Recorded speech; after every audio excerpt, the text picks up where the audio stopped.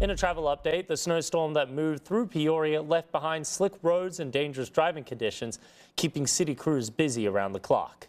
The Department of Public Works says light powdery snow fell steadily throughout Saturday, making it difficult to keep roads clear.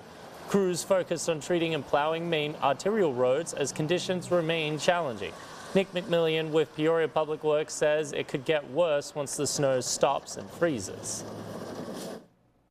One challenge that we're going to be really looking at is when the snow does stop this afternoon is the freezing temperatures that are coming in behind it. So it's going to be a mad scramble for us to really push and get the streets in the best possible condition before those freezing and below zero temps go into effect tonight.